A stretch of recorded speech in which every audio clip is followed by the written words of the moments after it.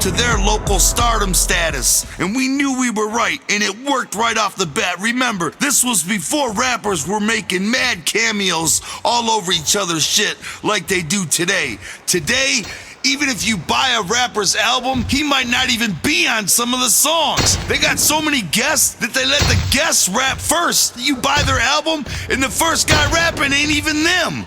I mean, today, rappers feature each other on songs like it ain't shit. I mean, every song features 3 ninjas. But back then, when you did a song with somebody, it must have meant you were down with them. And we knew it would work, and it did. The day came, and Kid Rock showed up to the studio to record Is That You? Sup, he said. Sup, I said.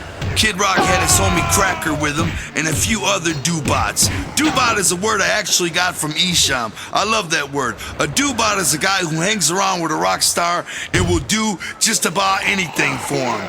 A do-bot laughs at all his jokes and grabs the chair out for him and all that shit. You know, one of them kids who always automatically sits in the back seat so the star can have the front. Yeah, them. Esham calls them do-bots because they'll do just about any fucking thing.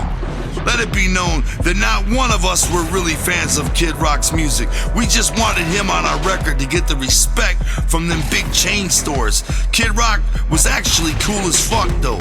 He ended up getting way too fucked up and drunk that night, so he couldn't finish recording his rap. He sounded like a pig caught in a bear trap.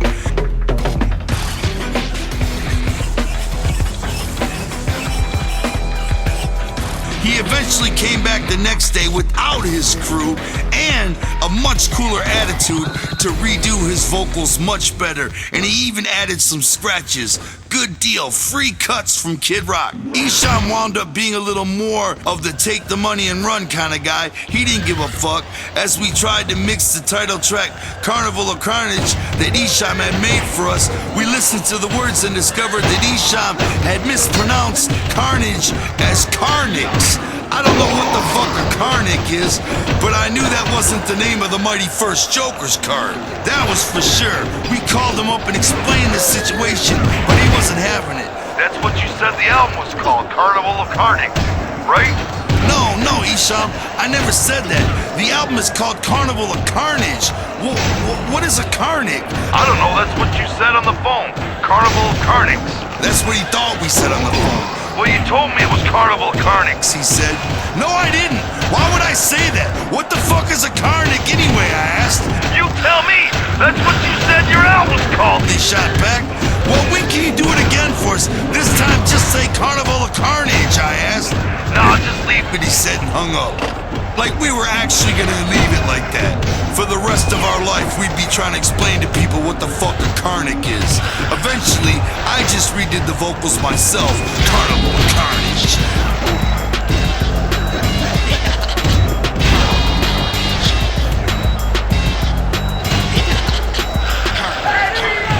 It's me saying that instead of Esham. Is that interesting? I doubt it is, but I just told you that whole story anyway. For the last 4 minutes, I bored your eardrums. If Carnival of Carnage was going to be the ultimate album and first Joker's card, we needed to do the ultimate promotion for it. We had about 3 months to really get ICP's name out before we released the mighty first Joker's card. We busted ass, baby. We let the entire state know that Carnival of Carnage was coming. We were already familiar with Kinko's, but God must have shown us the light because we suddenly discovered Kinko's computer rentals. We learned how to make our own flyers with real typeset and do our own reversals and all that good stuff, including enlarging the words. We actually could make the words bigger and choose different fonts. It was all some over-the-top type crazy shit to us at that time. We just moved into every Kinko's in the Detroit metro area. We spent so much fucking time at Kinko's, it was a sickness for us. And we began to look like bad photocopies of our former selves. If we were on the computer, we would stay on that bitch until shift change. Once the new ninjas came into work, we would go up and explain that we'd only been on a computer for a half hour or so. As God is my witness, y'all, this would happen several times. We would be at Kinko's while somebody came into work.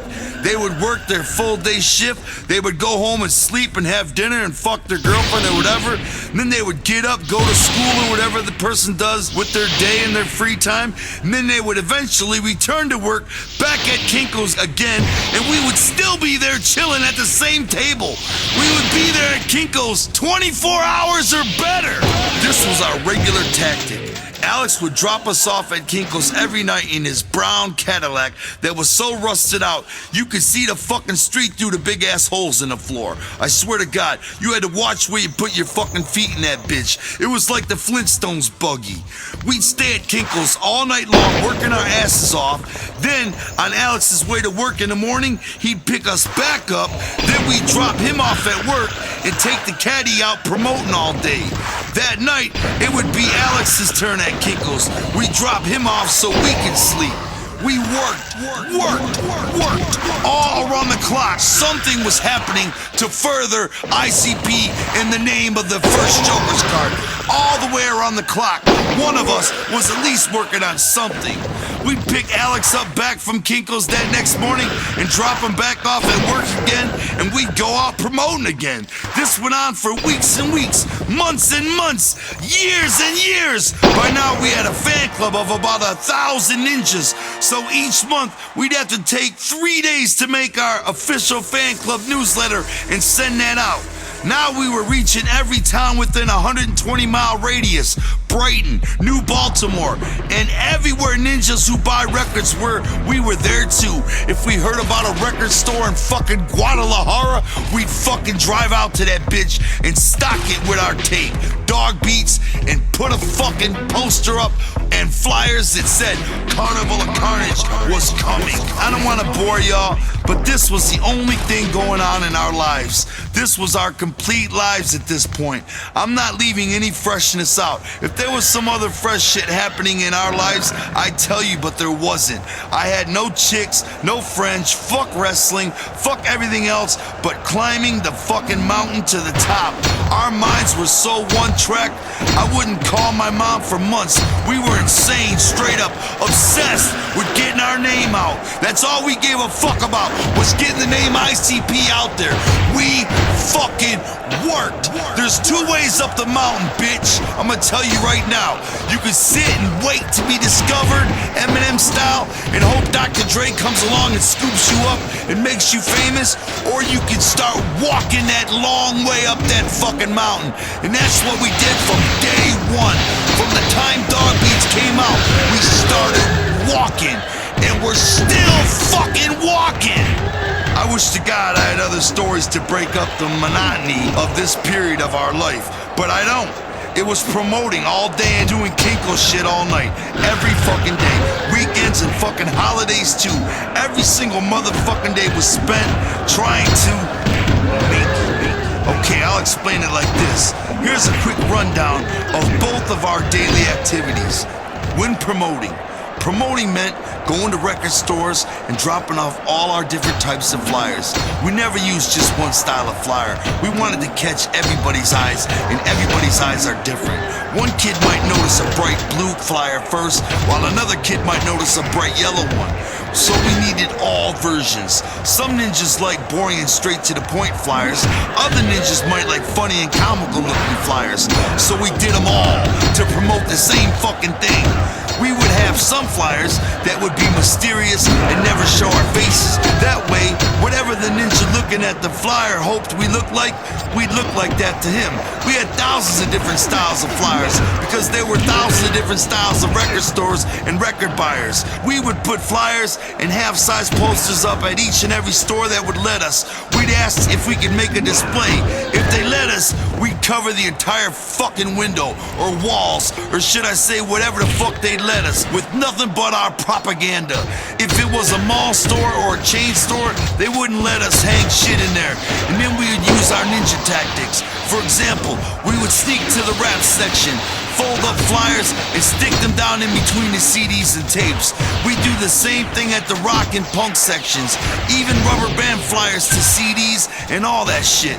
We'd put up ICP displays in the public bathrooms of McDonald's and all other fast food joints. We went to arcades, comic book shops, clothing stores, any place we thought young people would be. We flyered movie theaters, dance clubs, other people's concerts, and anywhere lots of people were gathered at. We even hit up baseball games, public beaches, and anywhere we happened to be driving by that would catch our eye and we'd see people there, we'd make a quick detour right to it.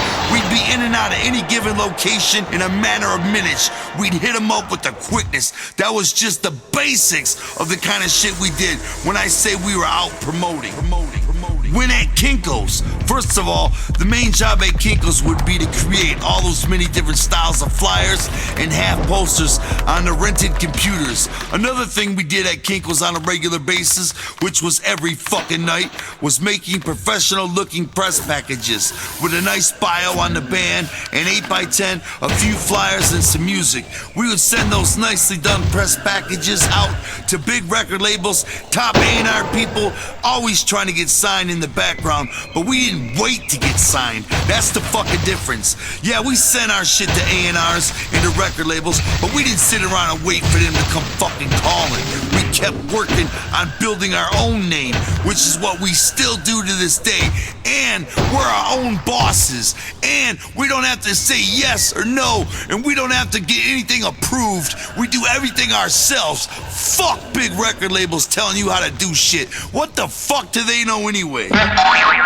We'd use Kinko's to map out our promoting tactics for the week.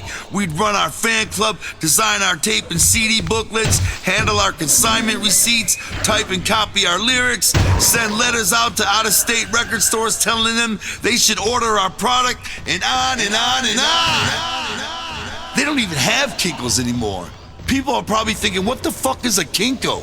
Why? Because people got fucking computers in their watches now. They don't need to go to Kinko's. Think of how played out John Kinko is himself. You know what I'm saying? Think of how paid he is, though. John Kinko came through right at the beginning of computers, opened up 400,000 Kinko stores across America, got fucking fat paid for about 4 years until computers came out everywhere in everybody's phones, and then John Kinko retired. He's probably on some Caribbean beach with some exotic hottie sucking both his dicks right now. Why does he have 2 dicks? Because he's fucking twice as paid as the regular Richie.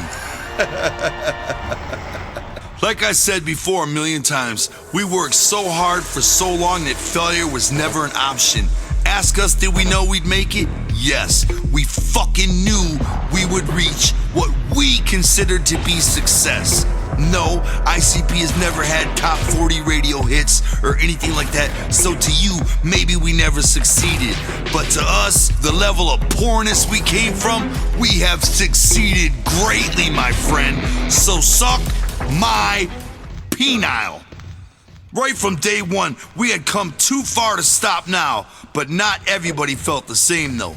The slavery we were putting into ourselves, promoting for ICP and Carnival Carnage, had already started to break our crew into 2 halves. One half was down for rapping and busting ass for the mighty Dark Carnival, and the other was still down for thieving and parties and didn't want all the new responsibilities. I was pretty much the leader of the rapper side of things. We were the scrubbiest, tiredest, hungriest, most devoted motherfuckers of the bunch. Just me, Joey, the Dale brothers, and sometimes Rudy. We were the ones ready to die for the cause. Me and Joey leading the pack. Then there was John and the whole other party side of the crew. Joey's older brother John just wasn't quite as hungry, I should say. They were the better off ones, getting all the Ned and going to the parties and having the girlfriends. When we would spend long night at Kinko's, they were always the ones who had chicks waiting for them to come home. They had other things going on in their lives besides promoting. Me and Joey didn't have it like that. The Dale brothers, we didn't have it like that. We didn't have that shit. Now you have to understand, as focused as we were on ICP, I still thought of John as my best friend. Joey was still my boy's little brother, even though John and I always got along so much stronger. John had a girlfriend though, he didn't like the clown makeup, and as I mentioned before, no matter how much we tried, he wouldn't get rid of that Dylan from Beverly Hills 90210 haircut of his. You have to realize that was an old show, but he looks something like Zach Morris from Saved by the Bell, which is also an old show. I don't know what the fuck he looked like today, okay? He looked like a metrosexual. So he was rough on both Joey and I for different reasons. We already strategically kept John off most of Carnival of Carnage songs, which was just as well, because after a while he just wouldn't show up to studio anyway. One weekend we all decided to actually take the whole weekend off from any ICP related work. Actually, we had no choice but to take the weekend off because Alex had gone out of town with his family. Joey, this lame-ass kid Jeff, and I all decided to go with John to up north Michigan to see John's hoe-ass girlfriend at the time, Crystal. I hated that bitch, because in my mind, and in everybody else's, she stole John's brain from him. Everybody knew she was a hoe. How and why John was always willing to let it slide, I'll never understand. When she moved up north, Joey and I thought that meant John would have more time for the band. And he did in some ways. In other ways, it just meant he would take mad trips all the way out to see that bitch. On one trip up there, we listened to Dog Beats. All John could say was, "This is the shit, man." We had good karma, all of us, and John was especially feeling good about things. It was like we were the old crew again, even if we were going to visit that bitch that started to break it all up for us. When we got out to Crystal's, it was late. We just went to sleep, feeling like a unit again, until the next morning at least. Joe, what should I do? What should I do? That kid Jeff woke me up in a panic. What happened? I asked, still half asleep. I fucked Crystal 3 times last night. Wow, I didn't see this coming at all. However, I didn't even hesitate to have my boy John's back. I jumped up and quickly whipped open the door to the bedroom where he was sleeping next to that little slut. John, wake up, man. John, get up, dog. Listen, man. Jeff fucked her 3 times last night. Jeff panicked and ran. John was a gumpy, slow ass, but I was a tall, skinny kid back then. John started running after Jeff, but he couldn't catch the kid. I ran right past John and beat Jeff down in the street like a dog. I beat the shit out of that kid for John. On the way home, John was shook as fuck, screaming and driving like a maniac. "Fucking bitch, I'm gonna kill myself. I'm gonna drive off the fucking road right fucking now." I tried to calm him down. "John, give me the wheel." "Fuck that bitch, John. Just give me the wheel." When we stopped at a rest area, John was still out of his mind, walking around kicking shit. Then he started opening up to me like he had never opened up to me before in all our lives. "Joe, you've been my best friend since 7th grade, man. I left you hanging over that bitch. I admit, I left all you guys hanging over that bitch, but you're still here with me. You're my best friend, dog." Then he hugged me. Once we got home, I thought John was going to be a full-time homie on his way to rapping again. For a short while, we were some Kinko's players working on our dream together like 3 best friends. Me, John, and Joey, the original ICP, baby. Inner city fucking posse, all the way to Insane Clown Posse. Me, John, and Joey. 2 months went by, and John met another girl. Out of absolutely nowhere, he just up and quit the group. Right when Carnival of Carnage was finished and just about to come out, right when Alex had taken out an $8,000 loan to pay for the album to get pressed up, right when we needed John to be down with us the most, right when he had just rapped on a bunch of songs all over the album, right when we were about to come out with the first Joker's card, he up and he was out. He quit the group over a bitch. The workload was too much, and the bitch's pussy must have just fucking been too tasty, cause he said, "Fuck this, I'm out," and he quit ICP right as Carnival of Carnage was dropping. Can you believe it? The first Joker's card arriving on this planet, and we were working our hardest at this very point.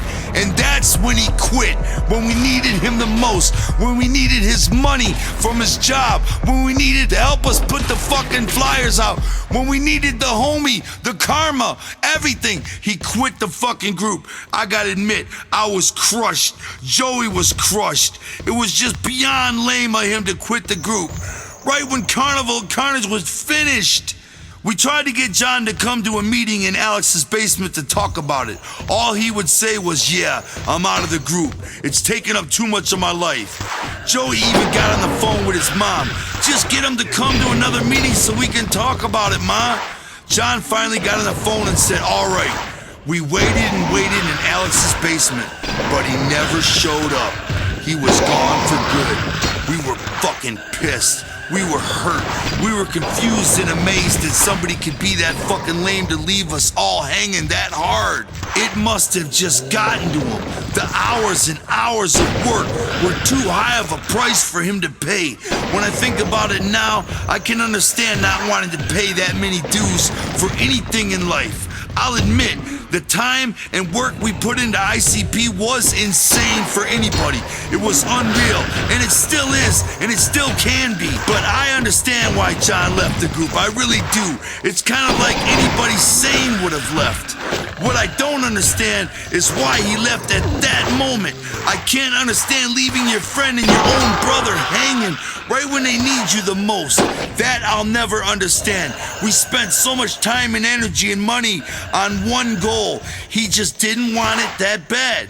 We felt different emotions at that moment, but one was stronger than the rest. Worry. After John said he was out of the group, Alex and my eyes shot right to Joey with the quickness. We looked right at Joey right then and there. His big brother had just walked right out of fucking ICP. It was just me and Joey. 2 guys? How could that be? We had an album with 3 guys rapping on it. We didn't have the money or the fucking know-how to go back and remix the album and take John off of it. This is before Pro Tools, man. This is reel-to-reel 20-inch tape, all right? We didn't have the money to go back and remix and take him off all those songs. We looked at Joey like, what's up, dog? It was not a big decision for Joey. John was his brother. They lived together. They had the same mom. They'd been inseparable for their whole lives. As I said before, Joey was just looked at as John's little brother by everybody, even by me at times. He was always my boy, but he was John's little brother. Out of the blue, completely out of nowhere, it was up to him to stand alone on a major life decision. That little ninja didn't even hesitate 5 seconds. Shit, I'm in, y'all. Joey was fucking down at that moment. Joey was stronger and fresher than he had ever been in his entire life. It wasn't even an issue for him. It was like my respect, my love, my karma, my compassion for Joey just rocketed up like a thermometer in a microwave. It just fucking exploded to a level never before seen. And suddenly Joey, it's hard to explain, but suddenly Joey that day became my little brother too. We don't need John anyway, Joey said. He can't even rap that fucking good, right? It was clear. We were engulfed by the Dark Carnival's magic, and nothing could stop us. It was Joey and I from then on. I loved it. I fucking love it now. We're perfect together. We left behind John and the rest of those guys to continue their lives of thieving, to survive getting drunk and high at parties, and spending all their time they want with their girlfriends. We didn't want to ever go out like that. Joey and I wanted to come up from out of nowhere and change the whole fucking planet. We were just about to start achieving our goal with the release of the first Joker's card, Carnival of Carnage. Carnival of Carnage, baby. After that horrible rich show with Isham, we met this big stocky kid with a big truck on big wheels in the parking lot. We were depressed as hell that night, but he came right up to us like we just sold out Cobo Arena. Man, you guys are the shit. This Dog Beats tape is the bomb, he said, and stuck out his hand. I'm Eric, but everybody calls me Greasy. Right away we knew he was kind of a player. He was connected to the Detroit music scene in a way we had never seen before. He wasted no time talking about getting local clothing companies to get us free shit, how he could get us into this nightclub where he worked at for free, and how he knew people here and there, all kinds of good shit. Greasy was a city guy, connected with the nightlife of Detroit.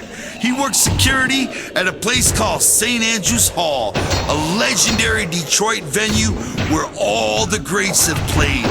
All the greats have played. Every major band played, from 50 people to when they just started out, like Nirvana and Pearl Jam, 9 Inch Nails, and eventually us, playing for nobody. Rage Against the Machine, all of them have come through St. Andrews Hall. At that point, we had never been inside it or any other club. We had been there before, but just to fly at a parking lot.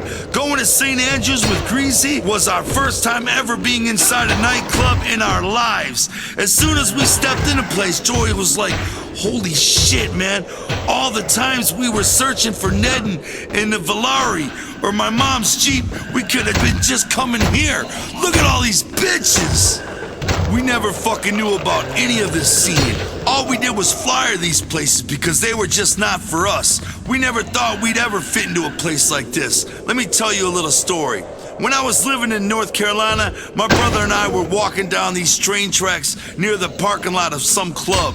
We leaned against the fence and saw all these hot girls and all these army kids coming in and out of the club with the music all loud. I looked at my brother and said, Rob, we belong on this side of the fence. He was like, yup, you're right. When other kids were at parties, we were by ourselves doing shit like exploring abandoned buildings in downtown Detroit or sneaking into Canada through the train tunnel under the Detroit River. We were scrubs and we couldn't forget it. Truth was, we didn't want to. When Greasy first took us to St. Andrews for that first time, he did his best to make us feel like we belonged there. He knew every fucking buddy, the whole downtown Detroit clique. We didn't even know it existed. Hey Greasy, what's up, man? People just wanted to slap his hand all night. He introduced us to these long-haired guys in leather jackets who'd be like, yeah, I'm in a band too. They'd just be sitting there sipping on a drink with some bitch in their arm. That's what being in a band was for them, sitting around talking about it. For us, every fucking night was flyers and flyers and flyers and promoting. There was no time for personal life at all for us, but we've been over that. Man, everybody in that place said they were in a band too. I just kept thinking, how? How are you? What are you all doing in here if you're in a band? Aren't you? Are you about to play or something? If not, where's your fucking flyers? Even at that very moment, Joey and I had a stack of flyers rolled up in our hands. As we were walking around, it was just an instinct to keep handing out flyers and putting them down on the tables and on the counters in the bar. We had a rolled up stack on us at all times, 24/7. After all, the release of Carnival Carnage was right around the corner by now. Even though we knew we really didn't belong in that band scene, we knew we had to conquer it. We had to get inside of it, figure it all out, rape and plunder it for all it was worth, and get the fuck out. That's exactly what we did too. We took the Detroit band scene for everything it was worth, and we left it for dead afterwards. Wow, I thought, all these other bands and studio ninjas are all up in here every night. Okay, we gotta be here too. 3Z got me, Joey, and even my brother, he was actually finally out of the army by now. He got us all a job at St. Andrews Hall working security. Every night we'd see some lame-ass local band playing to an empty-ass room. I noticed how the big national touring acts did things differently. Here's a breakdown of the two. National bands. Once or twice a week, a national act would come through and play at St. Andrews Hall. They put on a show. They had fans. First of all, you would never see anybody setting up the stage or tuning their own instruments before the show.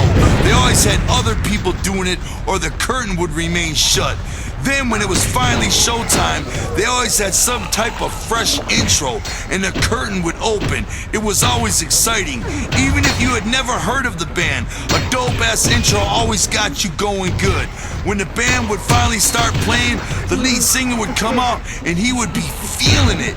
He would be screaming, crying, fucking humping the mic stand, rolling around on the floor, all kinds of crazy shit. You know, just straight up putting it on full blast. The fans would be packed in and they would be loving it. Then they'd have like 10 different t-shirts and all kinds of merchandise for sale. They would usually have a sexy chick or two selling the merchandise, which probably sells an extra 20% right there, because buying something automatically gives a guy a reason to talk to her. Straight up, you would never see the band, not once before they first took the stage. Then after the show, you would never see them again. The only time you would ever see that national band is when they were up on that stage, larger than life, up under the lights, and doing what they do best. They were always in and out of the club like ghosts, like true superstars. Now, let's talk about local bands. For most of the week, I'd sit and watch shitty local band after shitty local band. Even their names all sounded the same to me. Every local band in Detroit had the same kind of alternative geeky rock name. Shit like Crackerfish, or Cement Lush, or Big Blockface, or some stupid fucking name that nobody knew what the fuck ever meant. The first thing you'd see that night is the fucking band themselves setting up all their own shit, right there on stage in front of everybody. They'd sit there and tune their fucking guitars and tape up their song list in front of everyone. Maybe you'd see them lighting some lame candles or hanging up a stupid banner for effect or whatever. You could see the fucking curtain right there off to the side, and I remember thinking, what the fuck is wrong with these guys? Why don't they just reach the fuck over and pull that curtain shut? They could at least give some fucking effort to be fresh. Then when the idiots finally done adjusting all their shit and ready to play, the lead singer guy would just lean to the mic and he'd say something in a low, boring tone, something like, "Thanks for coming, we're Crackerfish." Then they'd break right into a song. I'd be thinking, wait a minute, how fucking stale was that? Tell me something. Was that supposed to be the fucking intro? What the fuck are these guys doing out here? Are they actually trying? During the show, the band would look like statues. They would all be standing there embarrassed to show any real emotion or get really into it. The only time they would actually move is when they all jumped at the same time to end a song together. Wow. Bam! You would sit there and watch these fucks waving and nodding to their friends in the crowd all night, basically looking like busters for their whole set. Then 5 minutes after the show finished, they'd be done loading all their shit into their homie's van. You'd see them walking around through the crowd, talking to their friends. I remember thinking, how the fuck is anybody ever gonna take these guys seriously? Look at them over there selling their own fucking t-shirts, walking around through the crowd, just hoping somebody will come up to them and give them some props. Truth is, they ain't never gonna get no props from anybody. They already played themselves out by walking around through the crowd all fucking night like nobodies. Then during the show, mentioning they've got tapes and shirts for sale every 5 fucking minutes only made them look worse. I knew what was up even when I was young in the game. We just sit back night after night and take it all in. Joey and I just waited for our turn to be evaluated. We scraped up all the money we could from our jobs at St. Andrews Hall, Dog Beats record sales, and Alex's amazing tactics, and it was on. We did it. It was finally time. We pressed up 2,000 cassettes of Carnival of Carnage and finally put it out. October 18th, 1991. The first Joker's card had arrived.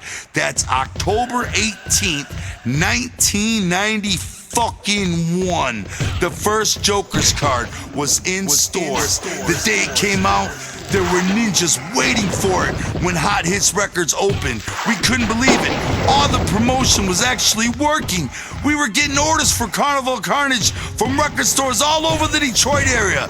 I sent one out to my good friend Rob Van Dam, who by now was living in Atlanta. Rob was steady climbing up the ladder in his own career, pro wrestling, and I was proud as fuck to watch him. Talking to him was always cool as fuck, because he was always watching me climb in my career too. He loved the album even more than Dog Beats. I would send him tons of tapes, and he would give them out to his homies in Atlanta and wherever he would be wrestling at.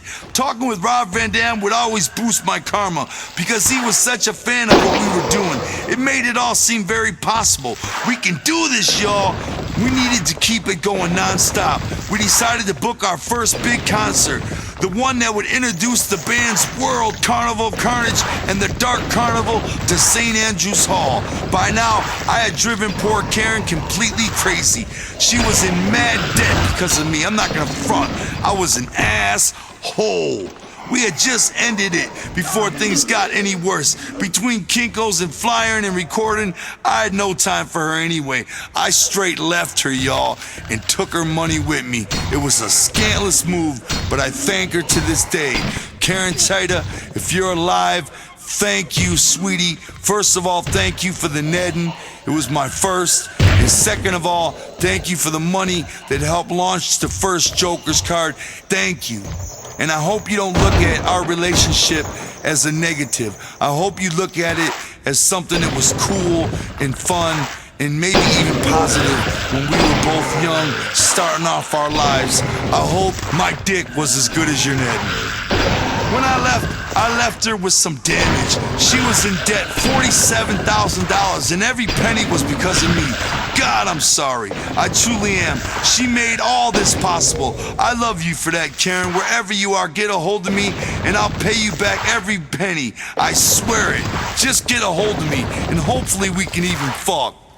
One day while Karen was at work, Greasy came over in his big-ass truck and we loaded it up with my stuff. I moved in with him into his apartment on the east side. With the show coming up at St. Andrews, we asked Greasy to fill in and cover John's lyrics on stage. He knew all the words to the shit anyway, so he was down with it right off the bat. We just wanted him on stage with us because all the flyers and pictures we had plastered all over the state for the last year showed that there were 3 clowns in ICP, not 2.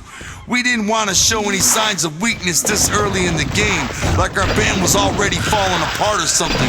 So we needed Greasy to fill in for John's shoes for this time. Nobody noticed a thing. Working security, I met another girl named Lori, who also worked at St. Andrews, and she worked at Record Time Records, which was probably the biggest record store besides Harmony House that would sell our shit. For that reason alone, she was the perfect girlfriend for me. We had an inside person now at 2 popular record stores to push our shit on people.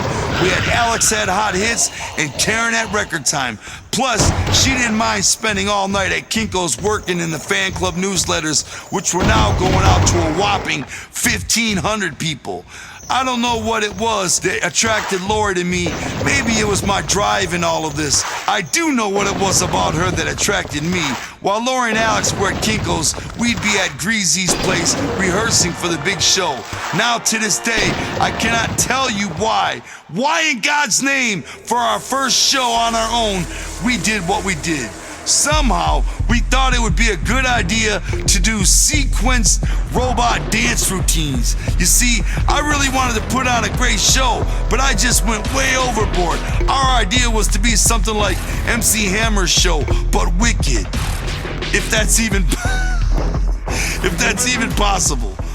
A wicked MC Hammer show. Like there could even be such a thing. What it turned out to be was just stupid robot moves for the worst part of an hour. We had drawn about 240 people to St. Andrews, which was pretty good for our first concert ever. At least all of them were bunched up against the stage this time and not sitting back at the tables like at the Isham show. After about the 3rd song, they weren't having the robot routine. "What the hell are y'all doing?" someone screamed. "Are you gonna rock this bitch or what?" another one yelled. The truth was, we were so winded from running around doing our stupid robot moves, we could only rap about 40% of the song. For the rest, we just put the mic down and let the beat play. Yo, it was fucking horrible. God, it was seriously the worst thing we've ever fucking done. And after the Big Rapids and Isham shows, that was saying something. At least the Harmony House tactic of getting guest rappers worked. Carnival Carnage was being sold everywhere, including all 36 Harmony House locations. We just put that stale show behind us and pretended like it never happened. In fact, I never even thought about it since then until just now. I could have just left it out of this book, but no, I must tell you about everything, even the stale shit, like the stale robot moves show with Greasy. Oh, such staleness. I feel so stale. Woe is me. I remember that show, and it was stale. Our very first in-store autograph signing session was set up at Alex's Hot Hits Records. We didn't think ICP was anywhere close to being big enough yet to do it alone, so we asked Kid Rock if he'd do it with us. Alex called him up, and he was down because finally he had another record getting ready to come out called the Polyfuse Method. Kid Rock was down to do anything to help sell his new shit, so it appeared that we had good timing. We were geeked. Man, we're gonna do an in-store with Kid Rock! This is gonna be the shit! We talked about it for days as we staple gun flyers all up and down Gratiot Avenue, miles in each direction from Hot Hits. I remember ninjas would see us staple gunning flyers to telephone poles and shit. They'd walk up to us and say, "Hey man, ain't that you on the flyer?" We'd be like, "No, that ain't us, get out of here." It never worked. The ninjas always knew it was us. "Bullshit, that's you right here on the flyer." Ha! Look at you, it's you. I hated that. I just tell them to fuck off and keep flyering. For 6 weeks, flyers with Meet ICP and Kid Rock, free autograph sessions were stapled to everything. Telephone poles, the sides of buildings, trash cans, taped to the backs of old ladies, anything and everything. Me and Joey, Billy and Rudy and Nate wallpapered every tree in Michigan. It paid off. The day of the in-store came. As we drove up Gratiot, we could see kids lined up outside down the street. Whoa! I was so nervous sitting down with all those kids lined up. I couldn't even hold my ink pen straight. I felt stupid because the first kids in line could see my hand shaking. Kid Rock had to play the rock star role, so he hadn't showed up yet. The kids were like, "Fuck Kid Rock, we came to see you guys anyway." We were in straight up shock, for real y'all, in total shock. We couldn't fucking believe it. When Kid Rock finally showed, he couldn't believe it either. Kids would blow right past him to get to us. Wow. So how good is your album doing, he asked me. You guys seem like you're getting big, man. Hey, I'm on that album, right? Yeah, you're on it. I said, we sold about 6,000 copies. That's the shit, he said. You got a long way to go, but that's still pretty good, you know, for you guys. The following week, Alex went to this big-ass music industry convention in Cincinnati. It was mostly bullshit, as those conventions usually are. He did have this to share with us when he got back. "Okay, I got some good news, guys. Here's the real deal. I asked a bunch of top record label people some questions face to face, and I finally got the lowdown on how all this really truthfully basically works. Are you ready?" We were like, yeah, spit the magic info. He dropped the news. Here's how it works in the mind of a major record company. If you're an unsigned band out there and you sell 5,000 records on your own, you'll have every record company waiting to sign you, he said. We couldn't believe it, because we had already sold more than that.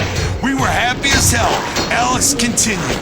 If you sell 7,500 records, you'll have them all straight up eating out of your hand. If you somehow manage to sell 10,000 records on your own, you'll have them flat out sucking your dick. Hell yeah, I said. We were already at 6,000 units.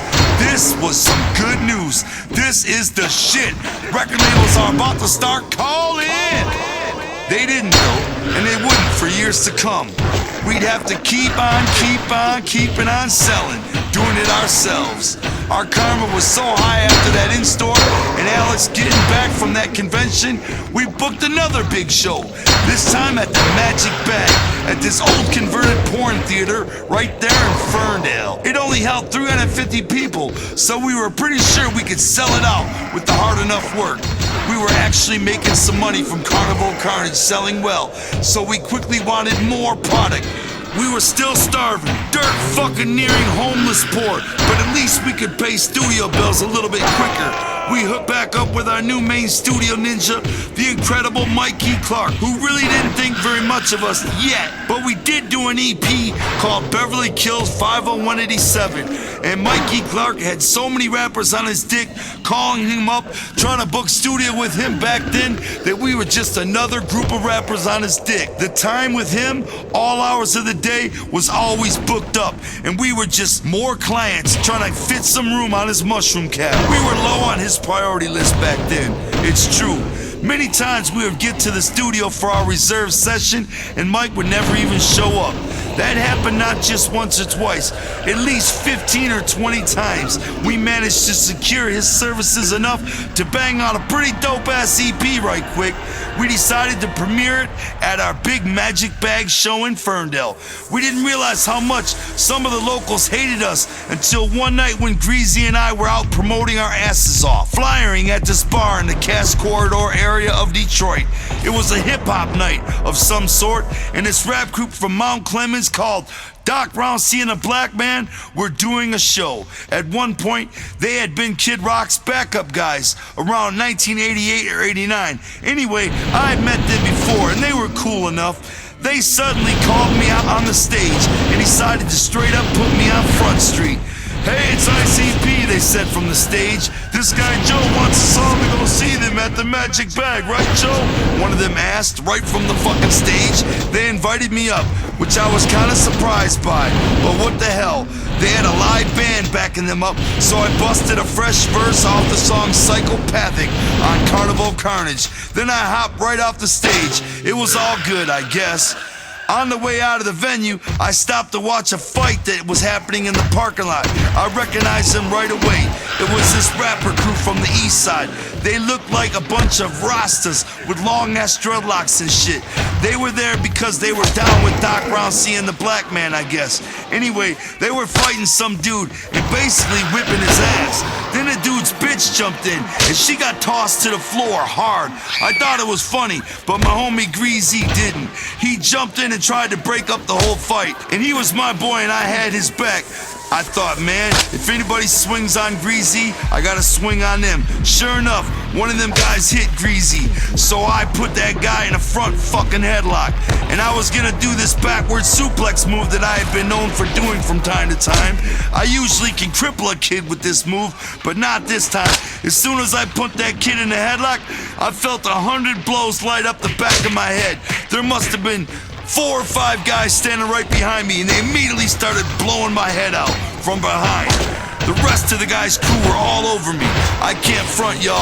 They lit me up. No exaggeration. It had to be about 4 or 5 guys punching me at once. I tried to get away. I just took off running forward at full speed. Suddenly, I felt a sharp, blinding pain in my chest. It felt like a bullet hit me. No, I realized I'd been stabbed. Popped. I stopped running and looked at my bloody chest while the Bob Marleys caught up to me and kept beating on my head. You want me to be honest with y'all right now? How's this for honesty? That shank went so deep and so hard into my chest, I shit my drawers right there. Yup, I shit my pants, y'all. I didn't know it at that second, but I found out a minute later. How's that for honesty? I could have just left that part out, but nope.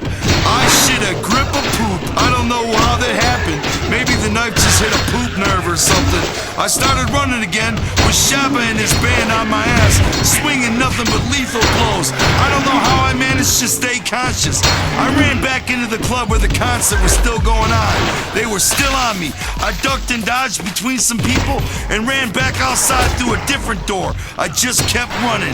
I ran through another door, and I somehow found myself next door to the club in a Chinese restaurant. I ran upstairs and ducked into the woman's bathroom, covered in blood and having just shit myself. I resorted back to my old 3rd grade tactic of taking off my underwear, making sure this time my name wasn't written on the waistband, and throwing them in the garbage can. Then I thought, the fight might still be going on. I gotta go find Greasy. I ran back outside of the club only to see Greasy and his big ass truck driving away. I called Lori to come get me, and when I got home and got in bed, I thought I was okay. The next morning, holy shit, I couldn't feel the right side of my body. I made Lori take me to the hospital. I wish I had a big dramatic story about how it was an inch from my heart, but it was just a puncture wound. I realized why I got beat down so bad. When Doc Ronci and the black men called me up onto the stage, they were being sarcastic. Hey, this guy thinks he's the shit because he sold 5,000 records, which nobody in Detroit had done, by the way. That was just the beginning of the player hating by other local Detroit acts. I'd been seeing these bullshit local band showcases 3 nights a week working at St. Andrews. There was never any headliner because not one of those bands could headline. ICP never took that route. Even after the first Esham gig, we were the headliners, and the Magic Bag Show was gonna prove it. After I got stabbed, I finally quit St. Andrews because I was scared I'd run into that rap group again. Or worse, I'd be spotted by my old enemies from Southwest who had started to make the club their Friday night hangout, sometimes showing up 20 fucking deep. To make a short story even shorter regarding Greasy and his rap career with ICP, he met a cute little Asian girl and quit the band. I have never seen a guy change his wild ways over a woman as quick as he did. Wow, Greasy was the pinnacle of Detroit's happening club scene, and out of nowhere, he fell in love and left it all behind. He was a cool-ass ninja, and I'm sure he's doing fine nowadays. Last I heard, he was entering the shoot-fighting world. That's right, mixed martial arts were just starting out back then, and he was one of the first guys I'd ever heard of that was doing it. Mixed martial arts in a cage. MMA, baby. Ultimate fights. He was whipping major ass. I even heard he fights in Thailand now. This book is about me, so enough about Greasy. Eric, if you're reading this, I hope you're okay, homie. Peace and much love. With Greasy gone, it was time for another trip to Alex's basement. It'll just be us from now on, we said in the meeting. Just Joey and Joe and nobody else. That's the way the Dark Carnival must want it anyway. Now, all I had to do was sort out a place to live. Mind you, we were all super broke. Luckily, Lori was down to get a place with me. The Dark Carnival works in mysterious ways. We moved into a tiny shack on top of a laundromat on Mack Avenue across the street from a crack haven. I'm talking 4 crack houses all run by one gang. Showtime. Between Alex and Lori both pushing tickets at the record stores they worked at, and between me, Joey, and Billy flying and promoting half the motherfucking globe every fucking day, the Magic Bag gig finally sold out on the day of the show. 350 ninjas. The Magic Fag Show was our very first in many ways. It was our first sold out show. It was our first as just Violent J and Shaggy 2 Dope. And it was our first show with no lame dance routines planned. Most importantly, it was the first time we'd ever thrown Fago. It was all some heavy drama that night. We invited Esham to come and do a live song with us on stage called Chop Chop that was on the Beverly Kills 50187 EP.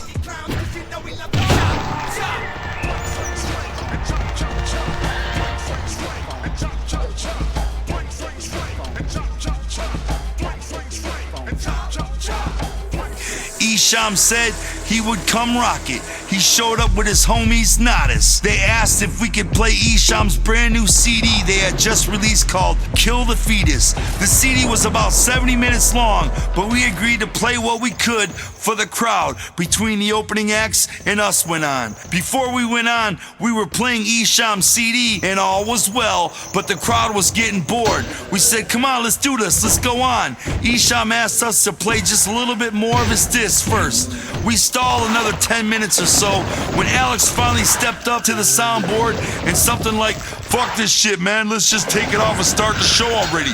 We gotta do this. Esham's homie happened to be standing there, heard Alex's outburst, and took it all crazy wrong. He ran backstage and told Esham what he thought he had just seen and heard. Esham, being as crazy as he is, grabbed the mic and walked out onto the stage out of nowhere. The place went nuts when they saw him. Why not? He was the king of Detroit's wicked shit. Then he said, ICP are my homies and all, but they got a fucked up manager, y'all. Somebody say fuck Mr. Alex, yo! The crowd chanted along in response, fuck Mr. Alex, yo! Then after a couple chants of that, Esham threw down the mic, destroying our only spare, and stormed out the side entrance of the Magic Bag. Let me tell y'all something about drama. It's funny, because it can mislead you in so many ways. Sometimes its bark is way bigger than its bite, or sometimes you don't realize it, but you just might have tapped into something that could lead to drama over years. A lot of times, we underestimate ourselves and our capabilities during these crises. If you would have told me that shit was gonna happen earlier, I would have passed out like a bitch in love. Once we were standing there chilling and it actually happened, your mind, your body, and your soul automatically adjust to the situation. And that's what we did. We were like, fuck it then, oh well, the show must go on. We went out there and started the show like nothing had ever happened. Alex was hysterical though. He came running backstage screaming like, oh my God, what did I do? What was all that about? What the fuck is this deal?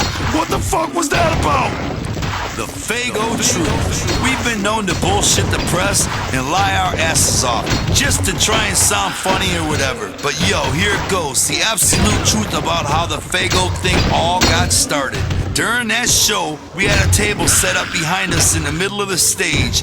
On the table was a giant round bucket full of Fago 2 liters in various flavors. The day of that show, we decided to have it there. We'd set it up on the table so that the fans could see it. We always mentioned it in our rap songs, so we figured it'd be cool if the fans at the show seen us swigging off some Fago on stage. That was our plan and intention concerning the Fago on stage. Nothing more and nothing less. That's the truth. During the show, about 20 minutes into it, the shit died down and we were just rapping and rapping. We were kind of boring, I guess. I felt like that anyway. Then it happened. I seen this kid at the dead center of the crowd. He was just standing there with his arm raised, flipping us off. That hurt. I was steady thinking, what makes this kid think that just because he's in the crowd and we're up on stage, he can get away with flipping us off? The truth was, I was winded and tired enough as it was, so I just walked back, unscrewed a full 2 liter of Fago, and whipped it right at his ass. What happened to him as a result of that flavor is unknown. The place just straight up erupted though. The loudest pop of the night. Then Joey threw one off in the kid's direction. Much to our surprise, the pop started flying back at us from the crowd. I don't know if the people hated us or loved us for it, but they were going crazy. And we kept doing it until finally the Magic Bag's manager, this stupid bitch, actually climbed up on the stage in a panic for fear of her venue being destroyed and grabbed the Fago bucket. But then from out of nowhere, Alex came to the rescue and also grabbed the Fago bucket. They were struggling over it right in front of the fans. Right in front of everybody. Me and Joey just kept grabbing 2 liters out of the bucket, opening them up, and throwing them everywhere. It was fucking pure pandemonium. Alex and the lady are fighting over the bucket. Me and Joey are throwing Fagos into the crowd. People are going fucking crazy. And the rest, my friends, is Juggalo history. This also marked the first time we ever stage dived, as Joey soared off a stage monitor for the first time that very night. That would set off a chain reaction of suicidal dive fest for the rest of our career. At the end of the show, I had levels of karma never before seen so high. I addressed the Esham diss from earlier. Fuck Esham for that, y'all. That was bullshit. Fuck him for dissing Alex, I told the crowd. Half the crowd booed and the other half popped for us. We had felt we had to say something in Alex's honor. After all, he's as much ICP as me and Joey all day long. I didn't know what was gonna happen when I said that. I expected bullets to rip at me. We felt all in all the fucking show was a solid fucking success, an historical night. Later, we went out to eat to celebrate. Look, you guys, Alex said, we made $4 grand at the merch table. That means the company as of this meal is self-sufficient. Then we asked for the bill, which was fresh because I lost all my money stage diving. What Alex was saying was from then on, we could do this full time. We even had enough money to promote all day, every day. We even had the loot to go out and do this rap convention called Jack the Rapper in Atlanta the following month. We were sure we were going to get a record deal there. Our karma couldn't have been any higher. I drove home with Lori not really saying anything, just thinking about everything, all the possibilities, thinking about the Fago flying, how we dissed Esham and even still got people cheering for us. It was just crazy how it was all coming into focus, how the things that were happening just started to make sense. They were part of a bigger picture that was suddenly we were able to see. Juggle was. And also what was on my mind was Esham and what were the after effects of tonight's madness. What would become of tonight's madness? No sooner than an hour after I got home, there was a knock at the door. I looked out my fresh window above the laundromat and saw it was Esham. I thought 100% for sure he was gonna jump me with his boys and just whip my ass for dissing him on stage. Rappers might be rappers, but being in the rap game does anything but take the street out of somebody. Believe me, I thought about it and I was like, fuck it. If I don't go out there, they might bust up Lori's car or whatever. Fuck it, I thought, I'll just have to go out there and get it over with. I walked outside and stood there expecting to get attacked at any second from behind or from wherever. Nope, it was just Esham chilling alone. He asked me, did you say something about me on stage tonight? I said, fuck yeah I did, man, why wouldn't I? I walked outside, but home, there was a knock at the door.